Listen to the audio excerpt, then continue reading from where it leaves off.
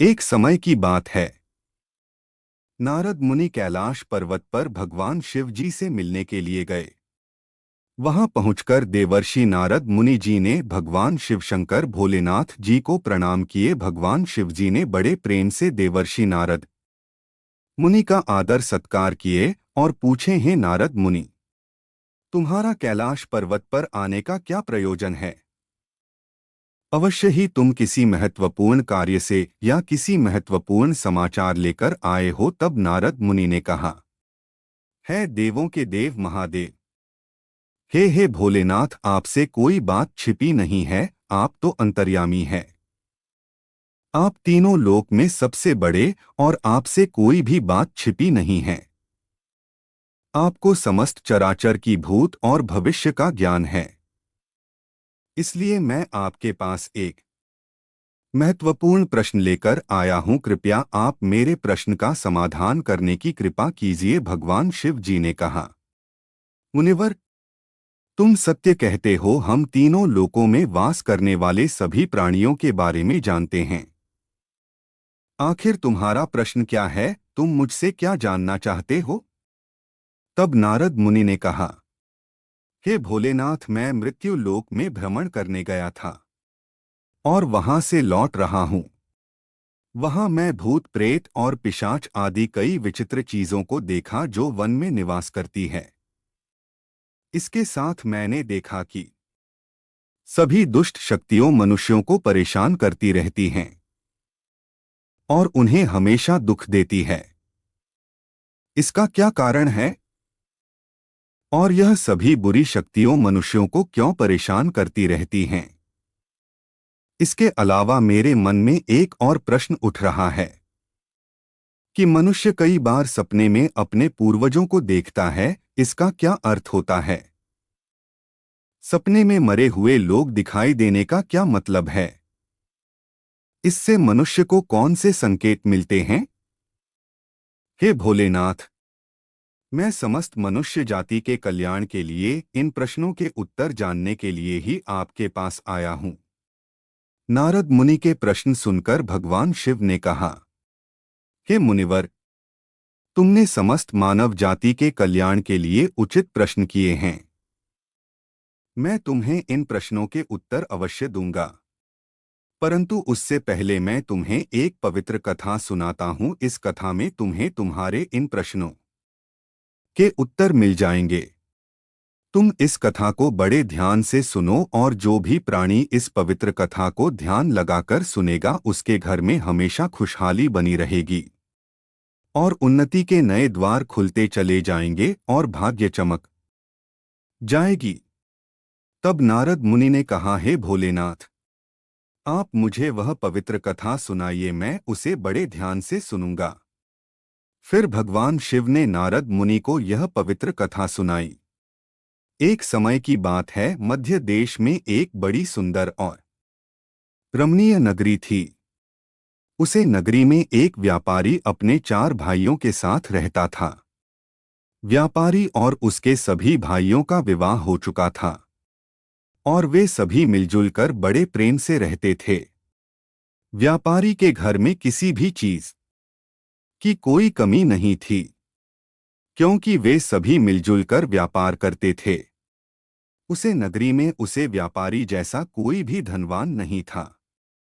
यह सारी संपत्ति उसे व्यापारी को उसके पूर्वजों से प्राप्त हुई थी।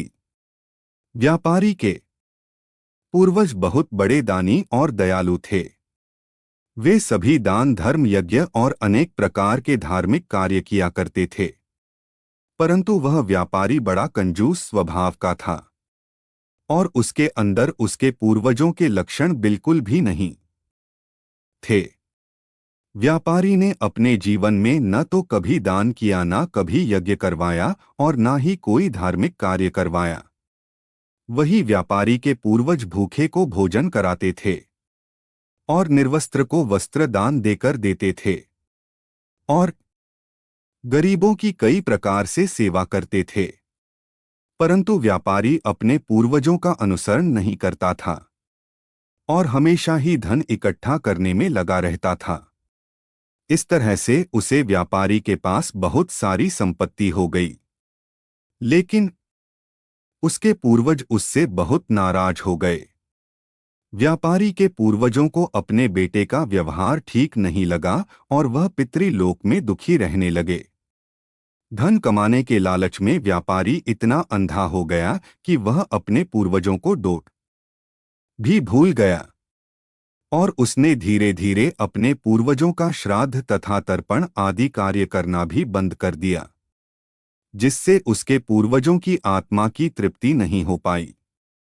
वे अपने बेटे के इस व्यवहार के कारण अत्यंत दुखी रहने लगे। फिर एक दिन व्यापारी के पूर्वज पितृलोक में आपस में बातचीत करते हुए व्यापारी से मिलने का विचार किया। सभी पूर्वज इकट्ठे होकर धर्मराज के पास जाते हैं और उनसे हाथ जोड़कर प्रार्थना करते हैं। धर्मराज, हमारे पुत्र की बुद्धि भ्रष्ट हो गई है। धीरे धीरे वह धन कमाने की लालसा में हमें भूल चुका है, जिससे हमारी संतुष्टि नहीं हो रही है। कृपया हमें हमारे पुत्र से मिलने की अनुमति दें। हम अपने पुत्र को समझकर कुछ समय बाद वहां से लौट आएंगे और उसे शास्त्रों का ज्ञान देकर आएंगे। तब धर्मराज ने उन्हें आज्ञा देते हुए कहा, दिव्य आत्माओं, तुम्हारे पुत्र से मिलने के लिए तो नहीं जा सकते हो, परंतु तुम उसे सपना के माध्यम से संकेत जरूर दे सकते हो। धर्मराज की बात सुनकर सभी पितृगण सहमत हो जाते हैं और एक एक करके अपने पुत्रों के सपने में जाकर उन्हें दर्शन देते हैं। सबसे पहले अपने बड़े पुत्र, जो कि एक व्यापारी था, उसके सपने में जाकर दर्शन देते हैं और संकेत देते हैं, परंतु उसका बड़ा बेटा उन संकेतों को समझ नहीं पाता और अगले ही दिन वह उस सपने को भूल जाता है। वह अपने पितरों द्वारा दिए गए संकेतों को डोट नजरअंदाज कर देता है। फिर पितृगण अपने अन्य पुत्रों के सपनों में जाकर उन्हें संकेत देते हैं, लेकिन वह भी उन संकेतों को समझ नहीं पाते और नजरअंदाज कर देते हैं। कोई भी अपने पूर्वजों द्वारा दिए गए संकेतों को नहीं समझ पाता, जिससे पितृगण नाराज हो जाते हैं। व्यापारी और उसके सभी भाई धन के लालच में पूरी तरह अंधे हो चुके थे, इसलिए वह अपने पूर्वजों द्वारा दिए गए संकेतों को नहीं समझ सके। फिर भगवान शिव कहते हैं, सुनो मुनिवर, इस प्रकार पीतरगण सपनों में दर्शन देने की कुछ ही दिनों बाद उसे व्यापारी को व्यापार में नुकसान उठाना पड़ता है। धीरे धीरे उसका व्यापार चौपट हो जाता है और उसकी सारी संपत्ति नष्ट हो जाती है। इसके कारण उन भाइयों में झगड़ा होने लगते हैं। वह अपने पूर्वजों द्वारा जमा की गई सारी जमीन जायदाद और यहाँ तक कि अपने घरों को भी बेच डालते हैं। पूरी तरह से बर्बाद हो जाते हैं और सभी भाई अलग अलग हो जाते हैं। अपना पालन पोषण करने के लिए वह अलग अलग हो जाते हैं। उधर स्वर्ग लोक में पितृगण अपने पुत्रों की दुर्दशा देखकर बहुत कष्ट महसूस करते हैं। यह दृश्य देखकर अत्यंत दुखी और उदास हो जाते हैं और फिर से धर्मराज के पास जाकर कहते हैं, है धर्मराज, हमसे अपने पुत्रों की ऐसी दुर्गति देखी नहीं जाती। हमारे द्वारा किए गए सभी पुण्य कर्मों को उन लोगों ने नष्ट कर दिया है। कृपया आप कुछ ऐसा उपाय कीजिए जिससे उन्हें उनकी भूल का पता चल सके। भगवान शिव कहते हैं, सुनो मुनिवर। फिर धर्मराज उन पितरों से कहते हैं, हे दिव्य आत्माओं, मैं तुम्हारी व्यथा को अच्छी तरह समझता हूं, इसलिए मैं अवश्य ही तुम्हारी सहायता करूंगा। फिर धर्मराज एक ब्राह्मण का रूप धारण कर पृथ्वी लोक पर आते हैं और उन पितरों के पुत्रों से मिलने जाते हैं।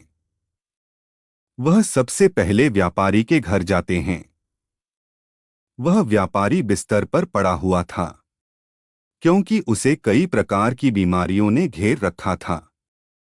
व्यापारी की पत्नी ने ब्राह्मण का आदर सत्कार किया, दान दक्षिणा देने लगी। तब वह ब्राह्मण कहता है, बेटी, तुम्हारे घर में पितृ दोष है, इसी कारण तुम्हारे पति की यह दशा हुई है। तुम्हारे पति के कर्मों के कारण तुम्हारे पूर्वज नाराज हो गए हैं। ब्राह्मण की बात सुनकर व्यापारी ने पूछा है, ब्राह्मण देवता, मैंने ऐसा कौन सा पाप किया है जो मेरा सब कुछ बर्बाद हो गया है और मेरे भाई भी मुझे छोड़कर चले गए हैं और मुझे अनेक बीमारियों ने घेर लिया है। तब ब्राह्मण ने कहा, तुमने अपने पूर्वजों को नाराज किया है। तुम्हारे पूर्वजों ने जो संपत्ति और पुण्य अर्जित किया था उसे तुम और तुम्हारे भाइयों ने मिलकर नष्ट कर दिया है, जिस कारण तुम्हारी और तुम्हारे भाइयों की यह दुर्दशा हुई है। तुम्हारे पूर्वजों ने तुम्हें और तुम्हारे भाइयों को सपने में आकर कई महत्वपूर्ण संकेत दिए थे, परंतु तुमने उन संकेतों को नजरअंदाज कर दिया और अपने पूर्वजों का अपमान किया है। यही कारण है कि तुम्हारा सारा धन और वैभव नष्ट हो चुका है।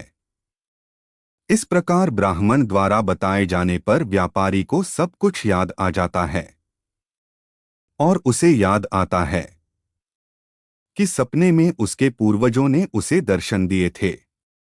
व्यापारी ब्राह्मण से कहता है ब्राह्मण देवता, आप सत्य कह रहे हैं।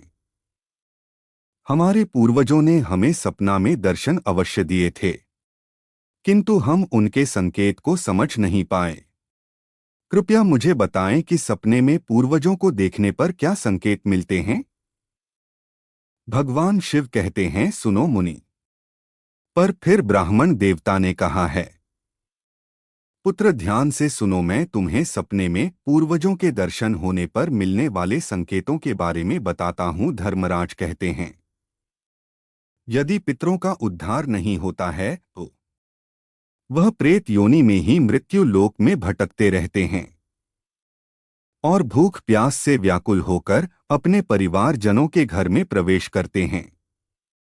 यदि सपने में हाथी, घोड़ा, बैल अथवा मनुष्य का विकृत रूप दिखाई दे तो समझ लेना चाहिए कि पितृगण अपने पुत्रों के व्यवहार से अत्यंत दुखी हैं।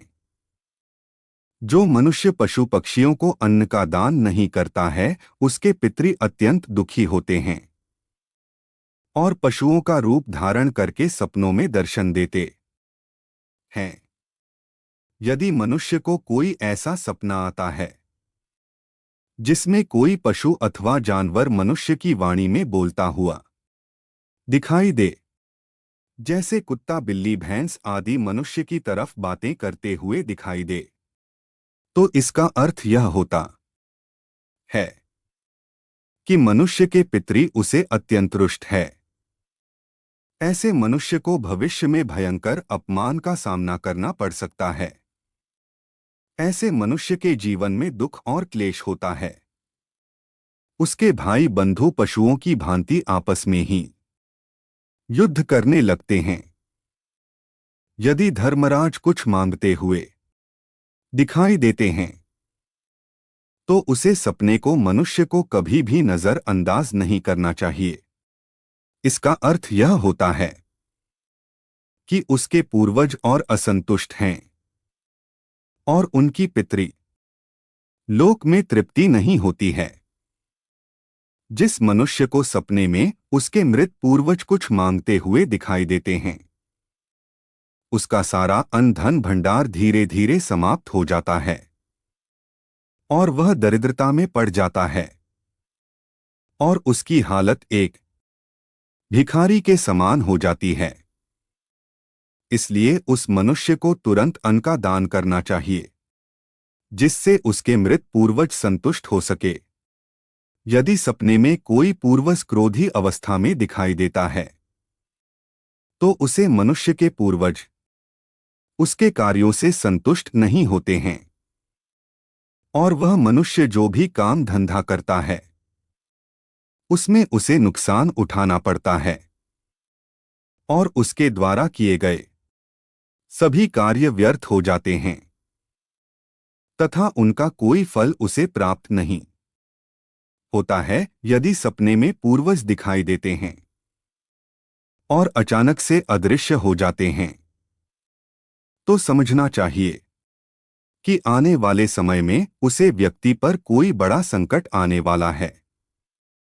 यदि सपने में कोई व्यक्ति अपने मृत परिजनों को रोता हुआ दिखाई देता है तो उसके पूर्वज उससे संकेत दे रहे हैं कि भविष्य में उसे नुकसान उठाना पड़ेगा और उसका सारा धन वैभव नष्ट हो जाएगा, उसे भयंकर दरिद्रता का सामना करना पड़ेगा। आने वाले संकट की घड़ी को देखकर पूर्वज सपने में रोते हुए दिखाई देते हैं। यदि सपने में पूर्वज गंदे और मेल वस्त्र पहने हुए दिखाई देते हैं तो यह निश्चित है कि उसे व्यक्ति का सारा धन नष्ट हो जाएगा और वह धनहीन हो जाएगा। तब वह ब्राह्मण देवता कहते हैं, हे पुत्र, यदि तुम्हें भी इस प्रकार के सपने दिखाई पड़ते हैं तो तुम्हें अपने पूर्वजों को प्रसन्न करने के लिए दान धर्म श्रद्धा आदि कर्म करने चाहिए, जिससे तुम्हारे सभी कष्ट दूर होंगे। ब्राह्मण की बात सुनकर उसे व्यापारी को अपनी गलती का एहसास हो जाता है और वह तुरंत ही अपने भाइयों के पास जाकर ब्राह्मण देवता के द्वारा बताई गई बात बता देता है। फिर सभी भाइयों को समझ में आ जाता है कि और उनके पूर्वज उन्हें सपने में आकर संकेत दे रहे थे। तब वह सभी भाई मिलकर नदी के तट पर जाते हैं और अपने पूर्वजों के लिए श्राद्ध तर्पण दान दक्षिणा आदि कार्य करते हैं और अपने पितरों को संतुष्ट करते हैं। फिर एक दिन उनके पूर्वज उनके सपने में आकर उन्हें दर्शन देते हैं और उन्हें नाना प्रकार के संकेत देते हैं। भगवान शिव कहते हैं, हे मुनिवर, जब मनुष्य के पूर्वज संतुष्ट हो जाते हैं तब मनुष्य को अनेक प्रकार के संकेत प्राप्त होते हैं। यदि सपने में मृत परिजन अपने परिवार वालों के सिर पर हाथ फेंकते हुए दिखाई देते हैं तो इसका अर्थ यह है कि उसके पूर्वज बहुत ही प्रसन्न है और यह संकेत दे रहे हैं कि उनके जीवन में बहुत अच्छा समय आने वाला है। यदि पूर्वज मनुष्य की ओर हाथ बढ़ाते हुए दिखाई देते हैं तो पूर्वज यह संकेत दे रहे हैं कि जो भी काम कर रहा है उसे कार्य में सफलता अवश्य मिलेगी।